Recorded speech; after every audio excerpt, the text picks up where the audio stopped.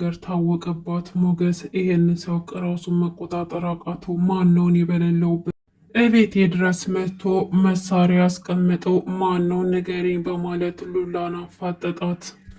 ማህሌት እንግዲህ ወደ ብሩኬ ቤት ገብታ ይቅርታ ጠይቀው በድጋሜ ወደ ትዳሯ መመለስ ፈልጋለች። ያ ደግሞ በፍጹምም ሊሆን እንደማይችል ተስፋ ቆርጣለች። ነገር ግን በዙሪያ ያሉ ሰዎች ሂጂና ባልሽን ይቅርታ ጠይቀሹ ከሱ ጋር መኖር አለብሽ ሲሉም እያበረታቷት ነው። ዘና ደግሞ እዛ የምትገቢው ትዳርሽን ልትኖሩ ሳይሆን ለእኔ ታዛዥ ለመሆን ነው። እኔ የሚልሽን ነገር እያንዳንዱን ነገር የማድረግ ግዴታ አለብሽ። ከዚህ በኋላ መቼም ቢሆን አልፋታሽም ብሎ ነገራት። እሷም ባመጣላት ሀሳብ ተስማማች። መድብልና ብሩክ ደግሞ ዝናንና መሰሎቹን እንዲሁም ካሌብን ወንጀለኞች ለሕግ መቅረብ አለባቸው። ሁሉንም ነገር ለፖሊስ ማመልከት አለብን። ሁላችንም መመስከር ይኖርብናል። ኤፍራታም እኔም አንተም እንዲሁም ደግሞ ጓደኛ ምሳሌም ሁላችንም ተረባርበን እነዝናን ወደ እስር ቤት መግባት ይኖርባቸዋል ብሎ መድብል ወስኗል። ብሩክ ደግሞ ከዚህ ነገር ገለል እንበል፣ ህይወታችን አደጋ ላይ ነው። አንተም ይበቃል፣ ደክሞሃል ወንድሜ። ከዚህ በኋላ ሌላ ቤት እንፈልግና እንያዝ። ልጅን በነፃነት እንድታድግ፣ እንድትጫወት፣ እንድትማር ፈልጋለሁ። አንተም ከዚህ በላይ ይበቃል ስቃዩ ብሎ መድብልን ሊያስቆመው ፈልጎ ነበር።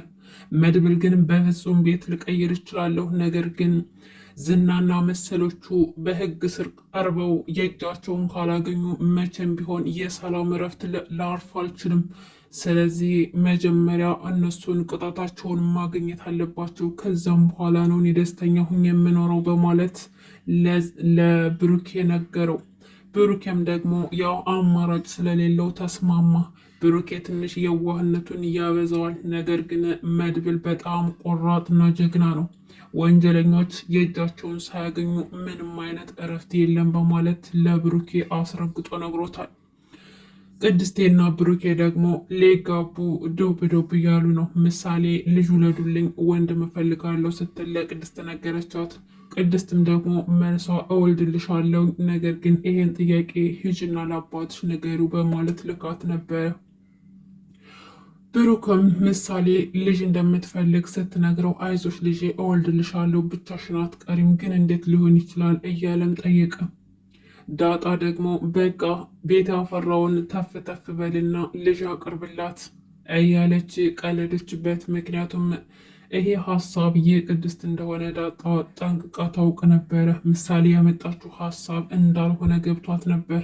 ለዛም ነበር ቤት ያፈራውን የምትለው። ሲጀመርም ደግሞ ብሩክ ከቅድስቴ ፍቅር ይዞታል። የተኛችበት ሂዶ ሲስማት እሷ ደንግጣ ተነስታለች። በሌላ ነገር ፈልጎ ሳይሆን ያው ስለሚወዳት የተኛችበት አላስችሎ ብሎ ግንባሯን ለመሳም ሞክሮ ነበር። በዛን አጋጣሚ ግን ቅድስት በጣም ደንግጣ ከተኛችበት በእርግጋ ተነሳች። ምንድን ነው? ምን እያደረገ ነው? ጋሽ ምን ሆነ ነው? ዛሬ ሰላም አይደለም ወይ? ምን አጋጥሞት ነው? አድርጎት የማያውቀውን ነገር ዛሬ እንደዚህ ያደረገው ምን አስቦ ነው? በማለት ለእሷ ግራ ተጋብታለች። ብሩክም በጣም ደንግጦ ስለነበረ እንዴት አደርሽ ቅድስትዬ በማለትም ሲርበተበት ነበር። ጊዜው እኮ ገና ከምሽቱ 4 ሰዓት ነው። እሱ ግን በጣም ስለደነገጠ በድንጋጤ መንፈሱ ነው እንዴት አደርሽ እያለም ሲርበተበት ነበር። እሷ ግን ከዝምታ ውጭ ምንም አላለችም። ነገሩ ግራ ገብቷት ነጋ እንዴ አለችው። አይ አልነጋም፣ ገና 4 ሰዓት ነው፣ ያው ለራት አልተነሳሽም ብዬ ነው እንጂ በማለት ወሬውን ያጥፋፋበታል። እናም ከዚህ በኋላ ቅድስትና ብሩክ አብረው መሆን አለባቸው። ለምሳሌ እህትና ወንድሞች መውለድ አለባቸው። ከዚህ በኋላ ስቃዩ ይበቃቸዋል። ማህሌት ግን አሁንም ወደ ህይወታቸው ለመግባት ሙከራ እያደረገች ነው። ዝና ያገታትን ልጅ ደግሞ አሳልፋ ለዝና መጫወቻ እንድትሆን ልትሰጣት ነበረ። ልጅቱን ከዚህ ከቤት ላስወጣሽ እኔ ልረዳሽ እችላለሁ በማለት ልጅቷን አታላ በደካማ ጎኗ ገብታ ይዤሽ ልሄድ ነው ብላ ይዛት ከወጣችን በኋላ ወደ ዝና መኝታ ክፍል እንድትሄድ ልታደርጋት ነበር።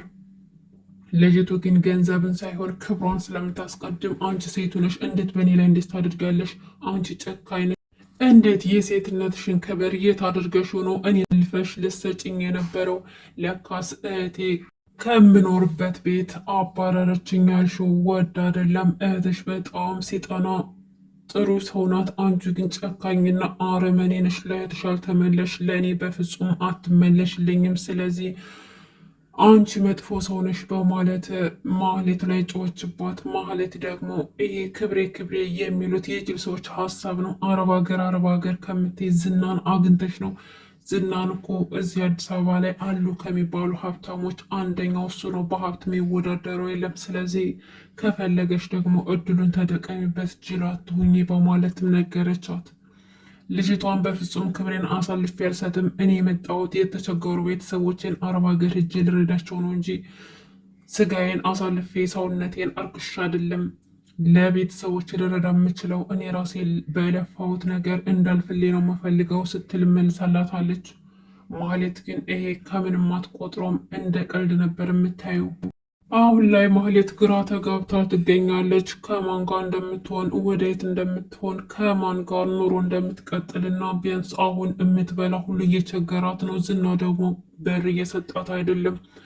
እናም ህይወቷ መስቀልቅል ብሎ ግራ ተጋብታ የሰውንም ህይወት ግራ እያጋባች ትገኛለች። ይገባታል የምትሉ ኮሜንት ላይ ጻፉልኝ። ለዚህ ቻናል አዲስ ከሆናችሁ ሰብስክራይብ ማድረጋችሁ እንዳትረሱ። አመሰግናለሁ።